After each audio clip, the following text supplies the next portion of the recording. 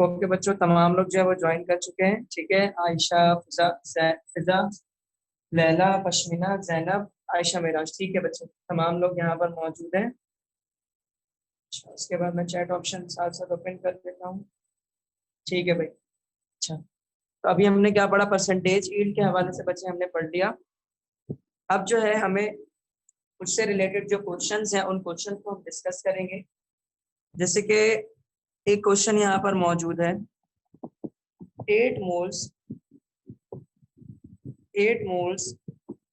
of X and 20 moles of Y are reacting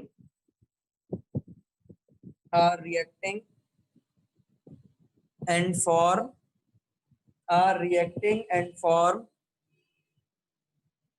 3 moles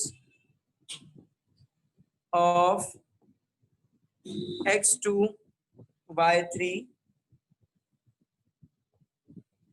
Calculate percentage heat. देखने में जितना आसान उतना आसान है नहीं। कोशिश करो इसको सॉल्व करने की। 2 मिनट का वक्त देता हूँ, देखते हैं कौन सॉल्व कर पाता है इसको। 2 मिनट का वक्त दिया मैंने, इसको सॉल्व करके मुझे परसेंटेज यील्ड कैलकुलेट करके बता दीजिए जल्दी से। शाबाश बच्चों।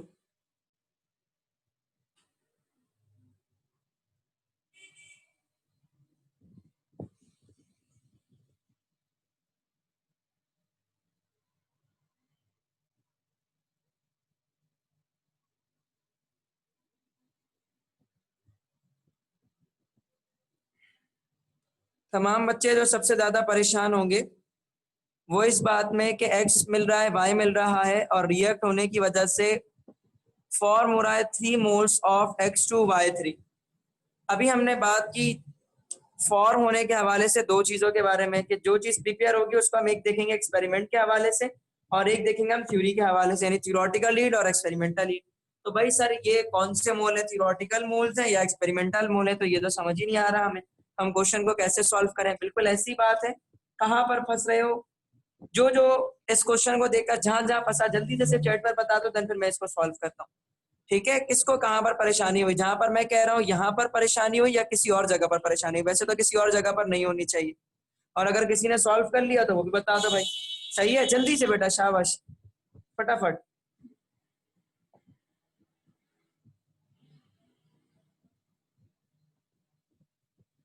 यहीं पर परेशानी हुई बेटा या कहीं और पर परेशानी हुई?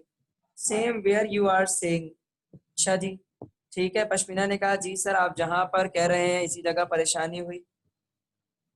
टीचर वही अच्छा कि बच्चे के दिमाग में जहाँ हो रहा हो कच्चा वहां पर जान ले तमाम चीजों को।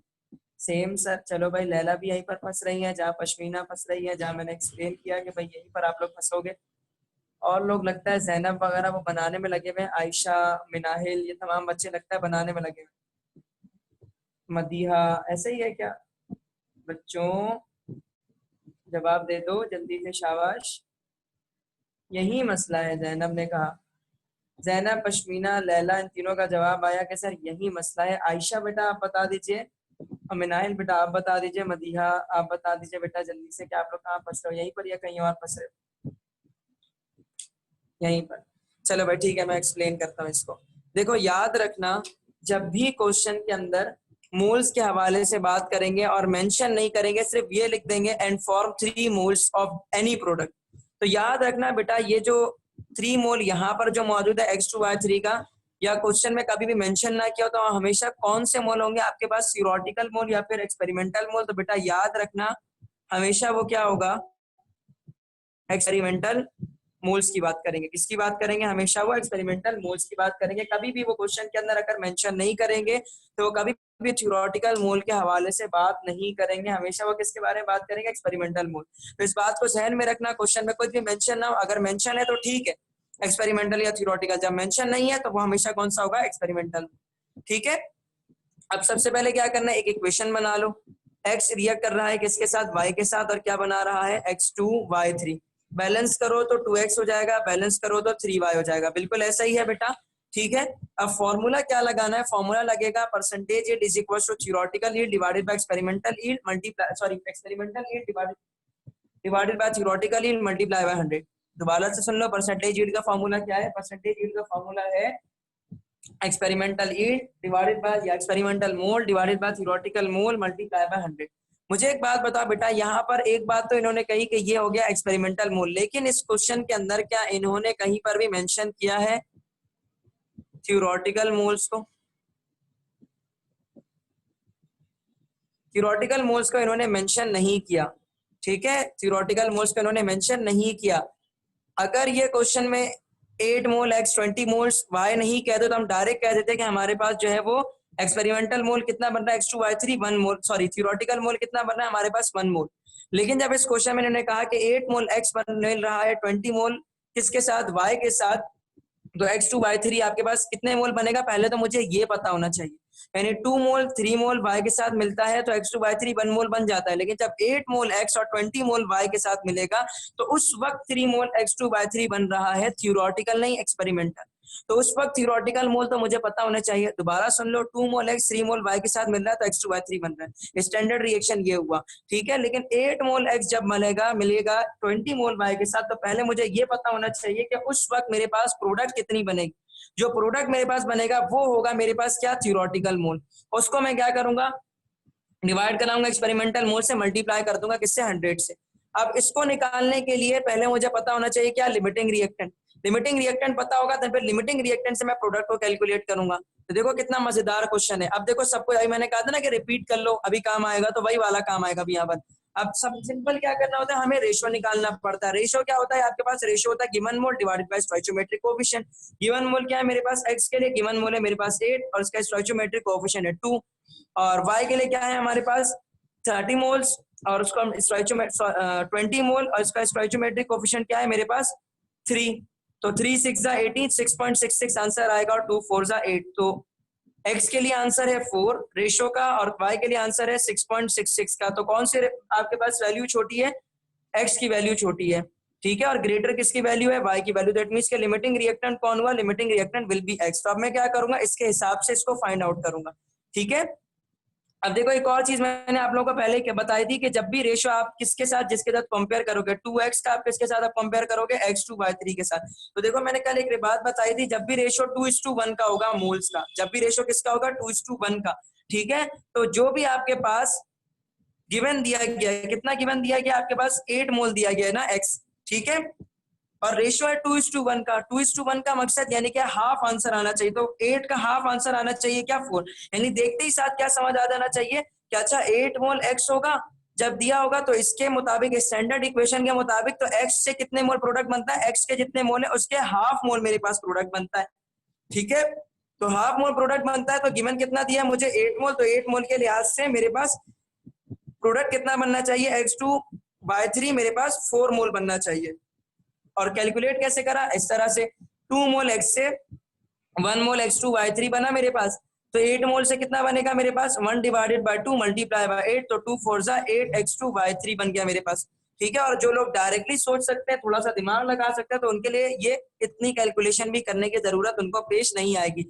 इट मींस कि कितने मोल मेरे पास प्रोडक्ट ऑब्टेन हो रहा है, 4 मोल x2y3 ऑब्टेन हो रहा है, और ये क्या है मेरे पास, ये है मेरे पास थ्योरेटिकल मोल्स हैं। क्या है मेरे पास, थ्योरेटिकल मोल्स। अब क्या लगाऊंगा, परसेंटेज यील्ड का फॉर्मूला। परसेंटेज यील्ड का फॉर्मूला क्या होता है मेरे पास, theoretical mole divided by experimental mole. Theoretical mole कितना है 4, जो अभी हमने निकाला। एक्सपेरिमेंटल मोल मेरे पास कितना था, क्वेश्चन में दिया हुआ था 3 मोल। देखो यहाँ पर क्वेश्चन में मौजूद था 3 मोल, उसको मैं किससे मल्टीप्लाई कर दूंगा, 100 से, ठीक है। अच्छा, तो अब इसको आपने सॉल्व करो, मुझे बताओ क्या आंसर आना चाहिए इसका।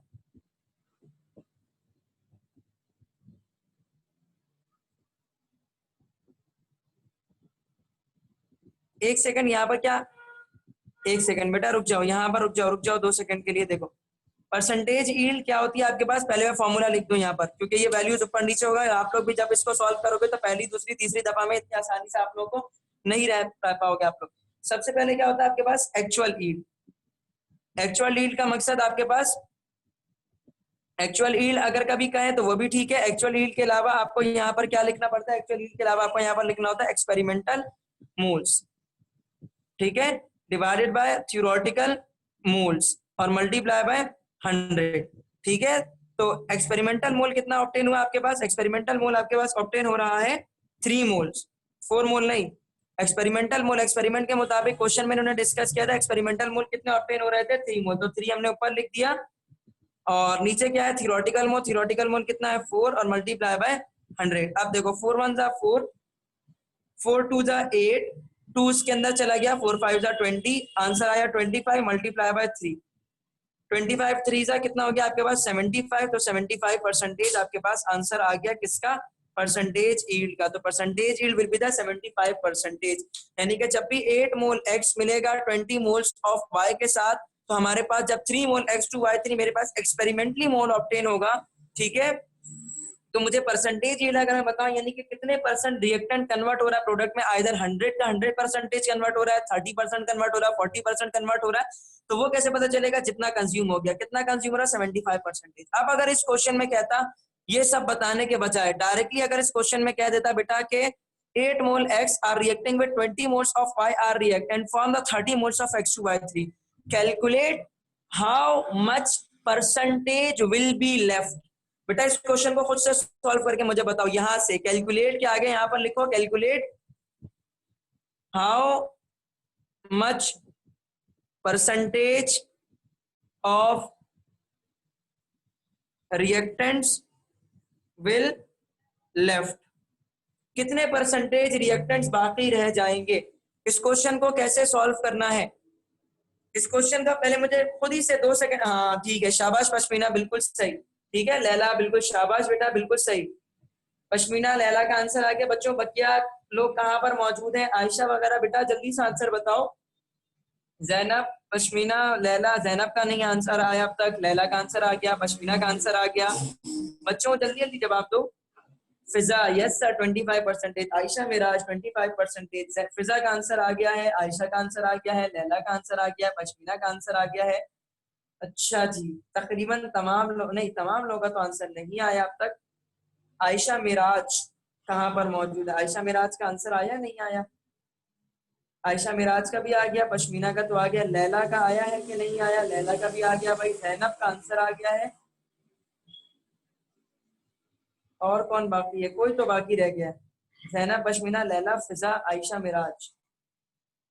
ठीक है बच्चों, शाबाश, सबका आंसर आ गया। जाहिर है बच्चे, जब 75% प्रोडक्ट बन जा रहा है और बकिया नहीं बन रहा, तो कितने परसेंटेज का प्रोडक्ट नहीं बन रहा? 25%। अब देखो अगर इस क्वेश्चन में डायरेक्टली आपको कैलकुलेट की जगह ये लिखा हुआ था, तो फिर आपको क्या करना होता? आप यही काम पूरा करोगे, लेकिन एट द एंड आपको क्या करना होगा? यानी जब भी क्वेश्चन में आएगा how much percentage will be left, क्या कहा मैंने? क्वेश्चन में जब भी आएगा how much percentage will be left, तो आप लोग क्या करोगे?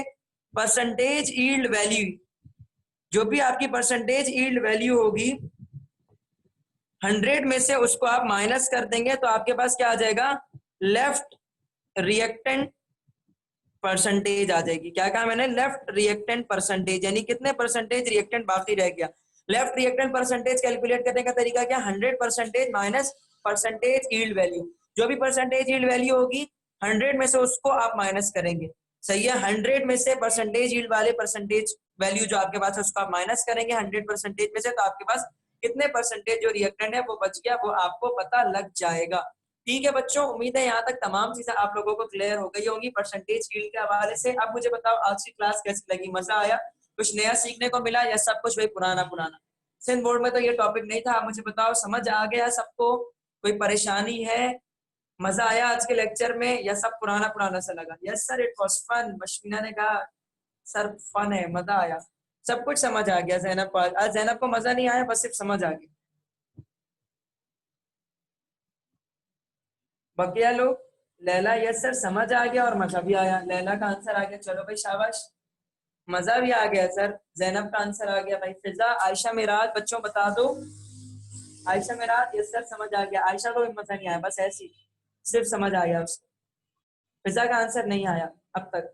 फिजा yes sir clear, I enjoyed, चलो भाई गुड।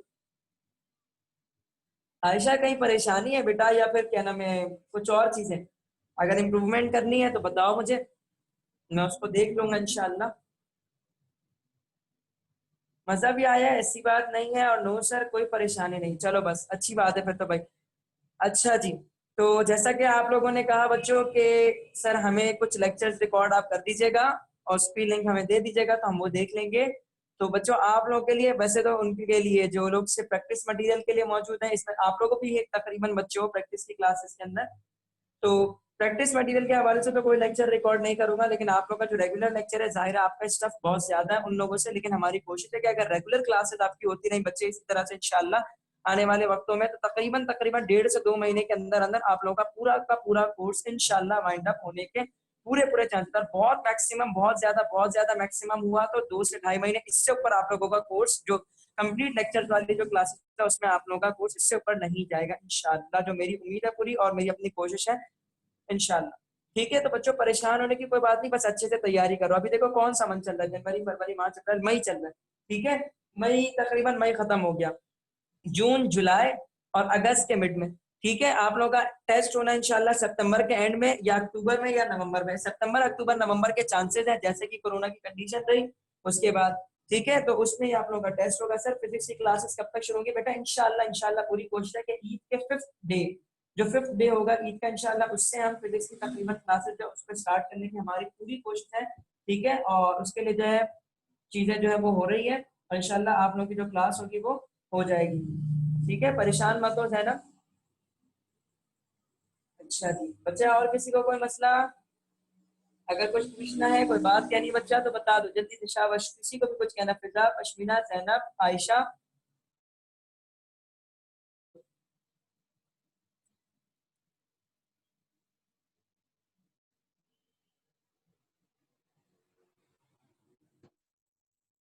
अच्छा, किसी को भी लगता है कुछ भी नहीं कहना, ठीक है भाई।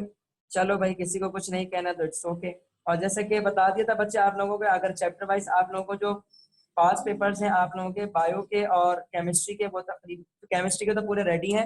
ठीक है, और बायो के जो है वो हम रेडी कर रहे हैं, इंशाल्लाह वो भी रेडी हो जाएंगे चैप्टर वाइज। तो उसकी जो हार्ड कॉपीज, अगर वो आप लोग चाहते हैं अपने घरों पर उसको रिसीव करना हार्ड कॉपीज की फॉर्म में, तो उसके जो चार्जेस होंगे वो मैं आप लोगों को एक्सप्लेन कर दूंगा। अगर आप लोगों को उसकी नीड है तो काइंडली आप लोग मुझे इनबॉक्स पर पूछ लीजिएगा, जो भी इसके चार्जेस वगैरह होंगे इंशाल्लाह वो मैं आपको बता दूंगा बच्चों।